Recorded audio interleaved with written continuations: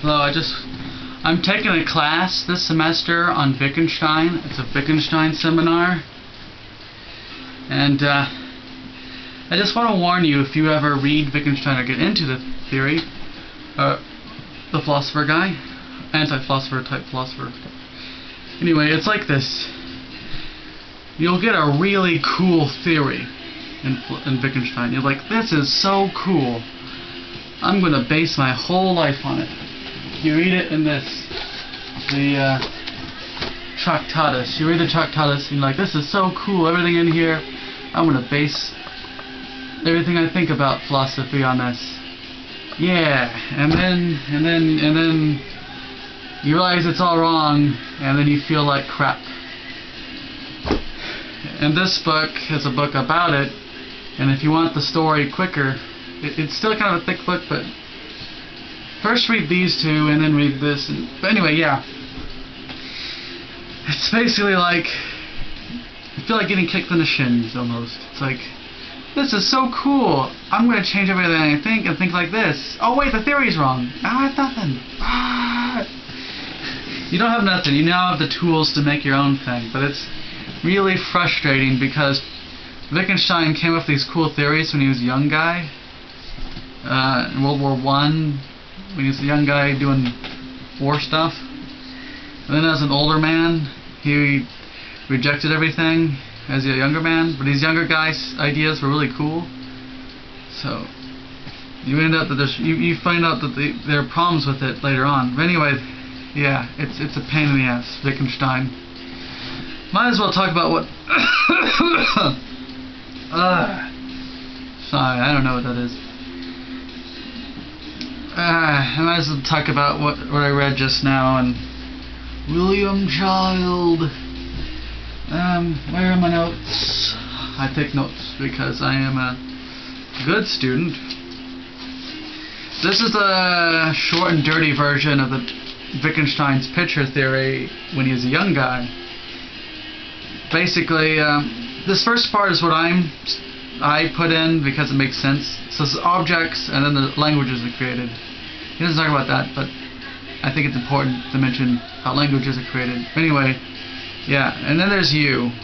You're born, and what you do is you come across a theory, a language theory, called English, or German if you were him. He's a German guy, Wittgenstein, but he became British citizen. Anyway, yeah, that's how language works, and that's how the picture theory works. First, you start off with a theory, a language theory, and within the language, or objects, the names of all the objects in the language theory, and then from these objects name them, or sort of around this area, you can start making propositions. So you make a proposition, and what does a proposition do? It makes a picture. And in this picture are objects, or not really the objects, because he rejects logical objects. He doesn't believe that there are like objects which are something other than physical. He thinks he comes off as a bit of a materialist. There's no idealism in here, so there isn't like a Plato's heaven with him. But anyway, so in the picture there's representations, there's signs that represent the objects, right? And then what this is a logical picture, because he also argues how you can't make a proposition that makes a impossible picture, or it doesn't make sense. You can't make an impossible picture out of propositions. You can have propositions that have impossible stuff, but they don't really have enough meaning to really count. Anyway, yeah. So proposition, you create a logical picture, and then you just test the picture against the world and see if it's real or not. So if I say the present king of France. Now there's a present king of France. If this is impossible at this point for there to be one, so it's an impossible situation, but it's still like logical, like it has sense. It's impossible, but it has sense. Because it has sense, you can sort of imagine what it would look like. So then now you have a picture, present king of France, and then you just attach the picture to reality and see if it fits. See if they're the same, and if they're the same, you've got truth. There you go, you win. So I'm not explaining the whole theory, you know.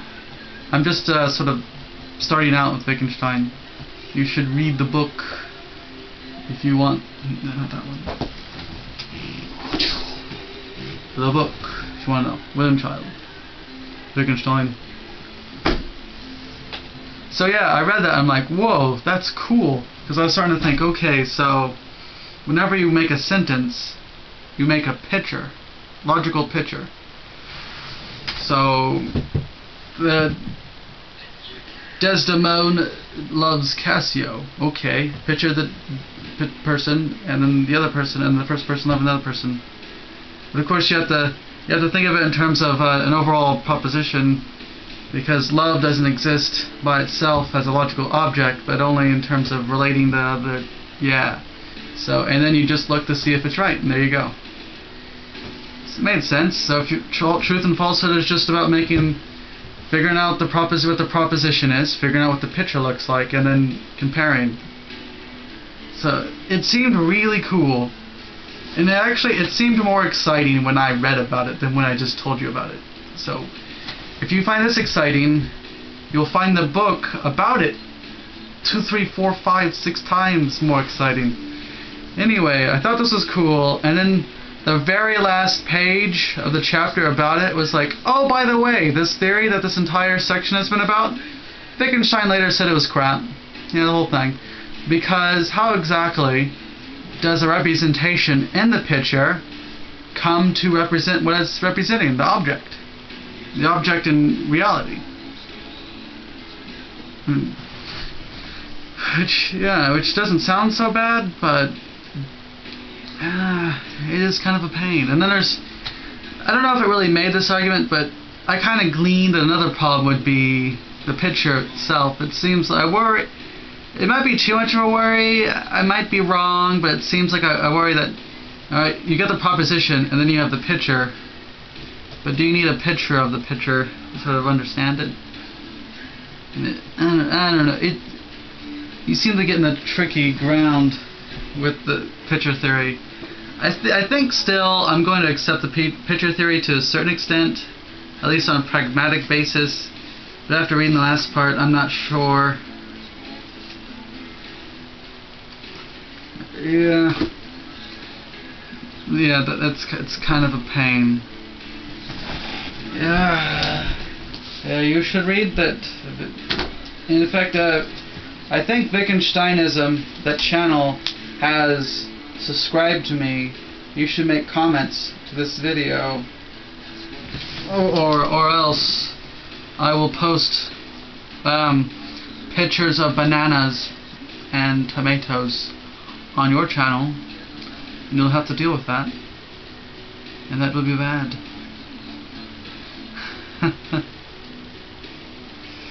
Yeah, that's basically it.